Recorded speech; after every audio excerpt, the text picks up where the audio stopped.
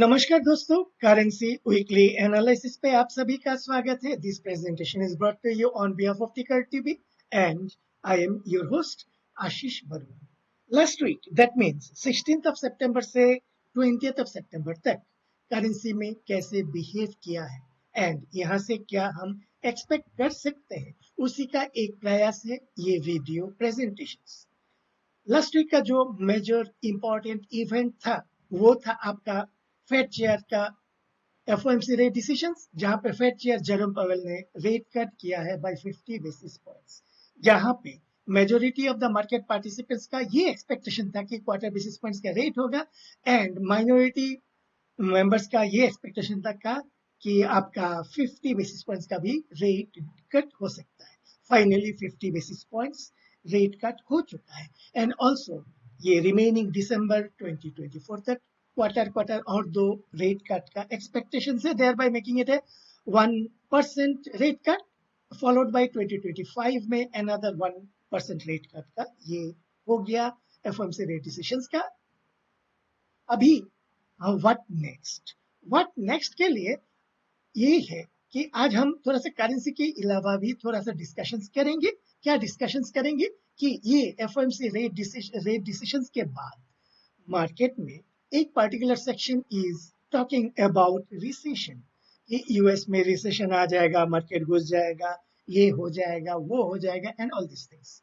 And उसका main reason क्या है? मेन रीजन जब 2007 जुलाई में 2007 सितंबर में जब रेट कट किया तो 2008 में मार्केट में रिसेशन देखा गया। सिमिलरली सेकेंड हाफ ऑफ 2019 में जब रेट कट किया गया है, देन 2020 में रिसेशन देखा गया था यूएस इकोनॉमी में एंड सिमिलर एक्सपेक्टेशंस अभी हो रहा है कि US economy is going to enter into a recession. अभी देखने वाला बात है, जो 2007 में सितंबर में रेट कट हुआ था, उसके बाद it took almost 4 to 6 months to enter, that means the US market to enter into a recessionary phase. Similarly in 2019 में जब रेट कट किया, उसके बाद immediately market US economy recession में नहीं गया था। दैट मीन्स उसके बाद एक सर्टेन अमाउंट ऑफ टाइम लगा, 4 to 6 months का, उसके बाद रिसेशन आया। यानी रिसेशन आने से भी इमीडिएटली कि बटन स्विच ऑन किया, recession US economy enter into a recession, या स्विच ऑफ किया, US market is coming out of the recession, ऐसा कोई प्रोविजंस, ऐसा कोई स्विच बना ही नहीं है। That means there may be another 3 to 6 months we need to closely monitor the US economy. कैसे मॉनिटर करेंगे हम यूएस इकोनॉमी को? कि उसका जीडीपी डाटा कैसे आ रहा है, उसका एम्प्लॉयमेंट डाटा कैसे आ रहा है, उसका retail sales, PMI, employment, all these data, economic indicators जितना भी है सब कैसे आ रहे हैं for the next 3 to 6 months. उसके बेसिस पे हम ये अराइव कर सकते हैं कि really US economy is entering into recession और not. Immediately it is not sufficient to declare that US economy is entering into a or going to enter into a recession. उसके लिए हमें next 3 to 6 months का economic data monitor करना पड़ेगा and closely observe करना पड़ेगा। अगर US economy का इंडिकेशंस आते हैं कि entering into a recession, then accordingly we will look into the market. अगर नहीं आते हैं, then also thereafter we will look into the market with different perspective. As of now हम करंट मार्केट का पर्सपेक्टिव देखना चाहेंगे। क्या मार्केट का पर्सपेक्टिव? पिछले हफ्ते में यानी 16 सितंबर वाला जो कैंडल बनाया हुआ है, एक स्पिनिंग टॉप कैंडल बनाया हुआ है, although red in colour but spinning top candle, यानी इट्स ए इंडिसेशन। ये इंडिसेशन एट ए मेजर सपोर्ट लेवल, कौन सा मेजर सपोर्ट लेवल है? 9975 से 101.00 में एक मेजर सपोर्ट लेवल है। इस सपोर्ट लेवल में एक इंडिसेशन कैंडल बनाया हुआ है। इसका मतलब क्या है? इसका मतलब है market is just wait and watch how the different participants in the market are behaving. अभी हमें इंतजार रहेगा, ये जो येलो कलर का सपोर्ट जोन है, इसके नीचे अगर स्ट्रॉन्ग कैंडल के साथ क्लोज देते हैं, डॉलर इंडेक्स एक नेगेटिव कैंडल के साथ एक स्ट्रॉन्ग क्लोज देते हैं, समथिंग लाइक दिस, इस टाइप का, एंड उसके नीचे फॉलो थ्रू होते हैं, तब जाके हमारा एनालिसिस क्या होगा? हमारा एनालिसिस होगा कि dollar index will move towards 92। लेकिन ये इमीडिएटली नहीं आने वाला है। पहला बात है, market is wait and watch mode में है, हमें इंतजार रहेगा कंफर्मेशंस का, क्या ये सपोर्ट जोन को कन्विंसिंगली स्ट्रॉन्ग बेयरिश कैंडल के साथ ब्रेक डाउन करते हैं, एंड ब्रेक डाउन करने के बाद क्या नीचे के तरफ हमें फॉलो थ्रू मिलता है। This are the two conditions जिसके ऊपर हमारा ये एनालिसिस होगा। अगर ये ब्रेक डाउन नहीं करते हैं, रेदर यहाँ पे सपोर्ट लेके ऊपर के तरफ जाते हैं, किस टाइप का जाएगा आपका? Something like this. यहाँ पे सपोर्ट लेके अगर ऊपर की तरफ जाता है, then our analysis is going to be in different perspective. So as of now market is in crucial juncture, जहां पे हमें मार्केट को थोड़ा सा टाइम देना है क्लैरिटी के लिए। So US economy is entering into a recession और not entering into a recession, इस डिबेट में ना जाते हुए हम साइलेंटली प्राइस को मॉनिटर करना चाहेंगे। Next is our GBP dollar. GBP dollar में लास्ट वीक में एक स्ट्रॉन्ग नेगेटिव कैंडल के साथ प्राइस क्लोज दिया हुआ है, एंड उसके प्रीवियस वाला हफ्ते में मींस लास्ट वीकली एनालिसिस में हमारा ये कहना था कि 26 अगस्त के हाई के ऊपर अगर स्ट्रॉन्ग क्लोज देते हैं GBP dollar, in such a case GBP is first heading towards 1.3650, and अभी इस हफ्ते में आज मंगलवार है, मंडे को एंड मंगलवार को उसी के तरफ फॉलो थ्रू मिल रहा है। दैट बीइंग द केस, हमें क्या करना चाहिए? हमें स्मॉल लोअर टाइम फ्रेम पे, क्योंकि ये चार्ट है weekly chart, lower time frame में buying opportunities on a pull back हम देख सकते हैं। अभी आते हैं जीबीपी आईएनआर। जीबीपी आईएनआर में भी लास्ट वीक में एक स्ट्रॉन्ग पॉजिटिव कैंडल के साथ क्लोज दिया हुआ है, but the closing is below the high of 26 अगस्त। अभी हमें इंतजार है ये 26 अगस्त के हाई के ऊपर क्विकली क्लोज देने के लिए। In such a case market is going to move upward. कौन सा डायरेक्शन? जो यहाँ पे कोई हमारा नया कोई एनालिसिस नहीं है, जो पिछले 2 हफ्ते से हम डिस्कस कर रहे हैं। GBP INR is expected to move towards 131, 132. ये subject to the conditions क्या है? यहाँ पे continuously आपका higher high, higher low formations होना चाहिए। Next is euro dollar. Euro dollar का जो वीकली प्राइस एक्शन है वो एक बुलिश कैंडल के साथ क्लोज दिया हुआ है, but fail to close above the high of 26 अगस्त। अभी हमें इंतजार रहेगा, अगर यूरो को और भी स्ट्रॉन्ग मूव करना है, in such a case it has to close above 26 August के हाई के ऊपर। दैट मींस 1.1210 के ऊपर स्ट्रॉन्ग क्लोज देना पड़ेगा। अगर देते हैं एंड फॉलो थ्रू मिलते हैं, in such a case euro dollar will head towards 1.1650. otherwise अगर fail to break above that one, थोड़ा सा कंसोलिडेशन कर सकता है। कंसोलिडेशन के बाद ये प्राइस किधर जाते हैं उसके ऊपर हमारा ध्यान रहेगा। Next is euro INR.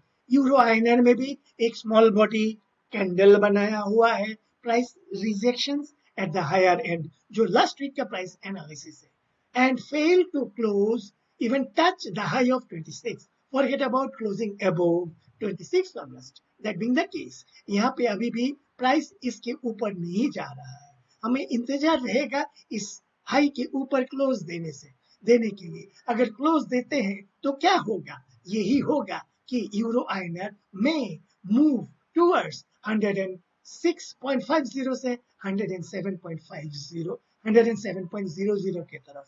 लेकिन ये मंथली एनालिसिस है, एक दो हफ्ते में या एक आधा महीने में नहीं आने वाला। May be 6 months, may be 9 months, और may be little more it may take.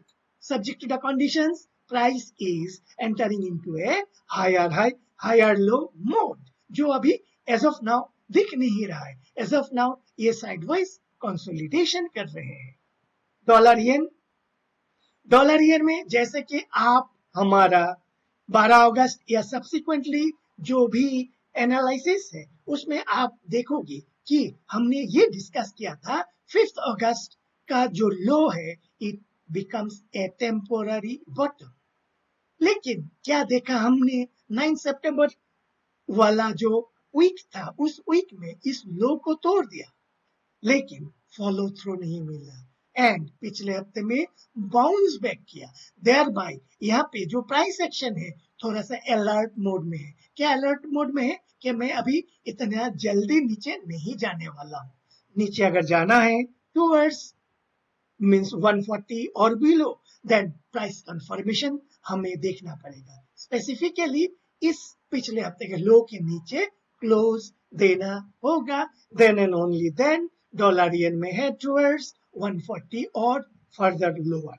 Next is yen INR. Yen INR में भी हम देखेंगे हमारे यहाँ पे एक इंपॉर्टेंट रेजिस्टेंस लेवल था, जो रेजिस्टेंस लेवल पे 9 सितंबर को तो क्लोज दिया, लेकिन लास्ट वीक में failed to sustain above that one और strong negative candle के साथ ये नीचे की तरफ क्लोज दिया हुआ है। That being the case, ये important resistance zone along with strong negative candle makes ANR in a selling mode. So lower time frame में जाके हमें selling का opportunity ढूंढना चाहिए, keeping 16 September का high as the stop loss. Next is dollar candy.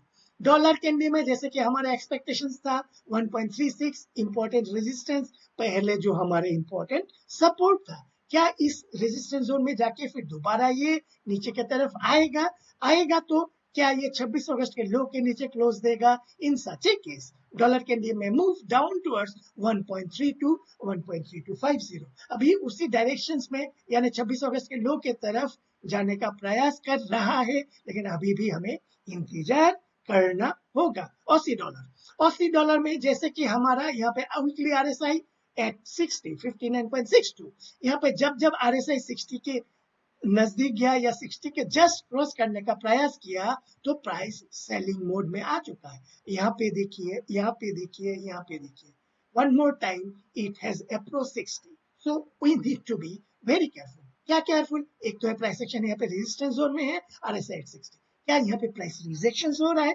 Rejection होकर नीचे की तरफ आता है तो हल्का सा मॉडरेट सेलिंग अपॉर्चुनिटीज हम यहाँ पे देख सकते हैं। इसके बाद आते हैं सीएनएच में अच्छा खासा स्ट्रेंथ दिख रहा है, बैक टू बैक काफी पीबीओसी ने काफी मेजर्स ले रहे हैं इकोनॉमी को रिवाइव करने के लिए, एक के बाद एक इंपॉर्टेंट डिसीजंस ले रहे हैं, जिसके कारण हम देख रहे हैं कि सीएनएच काफी स्ट्रांग हो चुका है।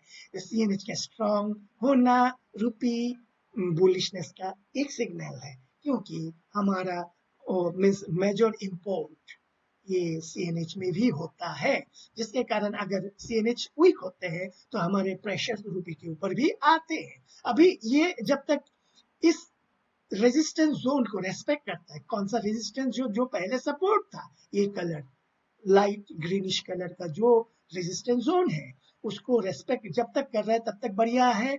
आगे आने वाले दिनों में जितना भी मेजर्स पीबीओसी ने लिया है या लेने वाले हैं, आने वाले दिनों में कितना इफेक्टिव होगा वो हमें देखना होगा। नेक्स्ट इज ब्रेंट क्रूड जो कैश चार्ट है अभी है आपका 74.14। पिछले हफ्ते में हमने क्या देखा? एक बुलिश कैंडल, एक स्ट्रॉन्ग बुलिश कैंडल, उससे पहले एक doji candle after a long selling off. So thereby ये जो एरिया एक मॉर्निंग स्टार बना रहा है, वीकली पर्सपेक्टिव में morning star at a typical support level. That being the case Brent crude में मूव टुवर्ड्स ये जो इंक्लाइंड लाइन है ब्लू कलर का उसके तरफ, यानी 78.50 से 79.00 के तरफ जाने का हायर प्रोबेबिलिटीज है। keeping the low of the doji 9 September low as the stop loss. Next is our US 10-year treasury. US 10-year treasury पिछले हफ्ते में एक बाउंस बैक किया, अभी it is facing A resistance zone. अभी हमें देखना है इस रेजिस्टेंस जोन को रेस्पेक्ट करके दोबारा ये जो स्विंग लो बनाया हुआ है 9 सितंबर एंड 16 सितंबर, इस रेजिस्टेंस लेवल के नीचे क्लोज देता है, देन फर्दर नीचे की तरफ डाउनवर्ड मूव हम एक्सपेक्ट कर सकते हैं। नेक्स्ट 2 ईयर ट्रेजरी में वीकनेस ज्यादा है इन कंपैरिजन टू 10-ईयर ट्रेजरी, क्योंकि लास्ट वीक में ये एक डोजी कैंडल बनाया हुआ है, यानी पॉज कैंडल के लो के नीचे further selling is expected to continue. Finally is our dollar rupee जब हम लास्ट वीक में एनालिसिस कर रहे थे तब आपका 83.70 से 84.00 के बीच में इसको कैलिब्रेट करके रखा गया था यहाँ पे, लेकिन आफ्टर द रेट डिसीजंस रूपी में एक अच्छा खासा स्ट्रेंथ देखा गया, जिसके कारण it close last week at 83.46। अभी वहां से थोड़ा सा बाउंस बैक कर रहा है। यहाँ पे अभी क्या हो रहा है, यहाँ पे यही हो रहा है कि इनविजिबल हैंड्स सबका बाप है, यानी जब तक इनविजिबल हैंड्स इसको रेगुलरली एंड कंटिन्यूअसली मॉनिटर कर रहे हैं, हम यहाँ पे अपना दिमाग नहीं लगाना ही अच्छा है। रेदर शॉर्ट टर्म पे छोटा छोटा बाई सेल करके कर सकते हैं। यहाँ पे मेजर कोई वॉलिटिलिटी यहाँ पे एक्सपेक्ट हम नहीं कर सकते जब तक there is a change in stand from the invisibles perspective. So rather than looking at the technical analysis of dollar rupee, we may try to decipher the motive, the mind, the sentiment, the expectations what the invisible hand is having towards dollar rupee। तब तक यहाँ पे ज्यादा कुछ volatility हम expect नहीं कर सकते हैं। सो करेंसी वीकली एनालिसिस अभी के लिए इतना ही। आशा करता हूँ ये प्रेजेंटेशन आप सभी को अच्छा लगा होगा। इफ सो लाइक कीजिए, कमेंट कीजिए एंड शेयर कीजिए। Thank you and bye bye.